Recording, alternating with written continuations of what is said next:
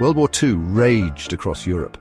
Nazi Germany seemed unstoppable. British Prime Minister Winston Churchill needed a weapon, a way to strike back from the shadows. His answer? The Special Operations Executive, or SOE. Formed in July 1940, the SOE's mission was clear: set Europe ablaze. It was tasked with conducting espionage, sabotage, and supporting resistance movements in Nazi-occupied territories. The SOE's agents were recruited from all walks of life. They were ordinary men and women with extraordinary courage. These individuals were trained in the arts of clandestine warfare. They learned how to operate undercover, handle explosives, and communicate using secret codes. Their missions were fraught with danger, with capture often meaning torture and death. The SOE's reach extended far beyond Europe. In Southeast Asia, the organization played a crucial role in disrupting Japanese operations. Their efforts would prove vital to the Allied war effort in the Pacific. The Japanese invasion of Malaya in December 1941 caught the Allies off guard. The British forces were ill-prepared for the jungle warfare tactics employed by the Japanese. As Singapore fell, a small team of SOE operatives, codenamed Operation Gustavus, were deployed into the Malayan jungle, their mission to establish a network of resistance fighters and disrupt Japanese supply lines. Led by the enigmatic Colonel John Davis, the Gustavus team faced formidable challenges. The dense jungle terrain, tropical diseases, and lack of supplies tested their resolve. Despite these hardships, Gustavus managed to establish contact with local Malayan communities. They trained guerrilla fighters, provided them with weapons, and launched daring raids on Japanese outposts and infrastructure. Operation Gustavus may not have stopped the Japanese advance, but it inflicted casualties, disrupted their timetable, and, most importantly, kept the flame of resistance burning bright in the hearts of the Malayan people. The SOE's primary objective in Southeast Asia was to sabotage Japanese operations. They targeted key infrastructure, aiming to cripple their ability to wage war. Railways, bridges, and communication lines became prime targets for SOE sabotage missions. Small teams, often working with local resistance fighters, would infiltrate enemy territory.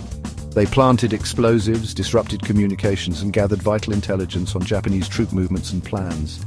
These acts of sabotage, though often small in scale, had a significant impact. They delayed Japanese reinforcements, disrupted their logistics, and forced them to divert resources to protect their supply lines. The constant threat of sabotage also had a demoralizing effect on Japanese forces. Section 4, Force 136, Training and Arming the Resistance in Southeast Asia. As the war in the Pacific intensified, the SOE formed Force 136. This specialized unit was tasked with training and supporting resistance movements throughout Southeast Asia. Force 136 operatives parachuted into enemy-occupied territories. These daring individuals established contact with local guerrilla groups. They provided them with weapons, training, and vital supplies. Force 136's efforts helped to transform disparate resistance groups into a potent force against the Japanese. In Burma, Force 136 worked closely with the Karen people. They trained and armed them to fight against the Japanese occupation. Force 136's efforts proved crucial in the eventual liberation of Burma. Section 5. Unsung Heroes, the contributions of Chinese Canadians in Force 136.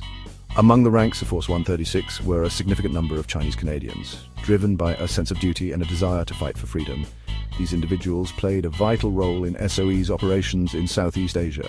Many of them were recruited from Canada's Chinese communities. They were fluent in Cantonese and other Chinese dialects.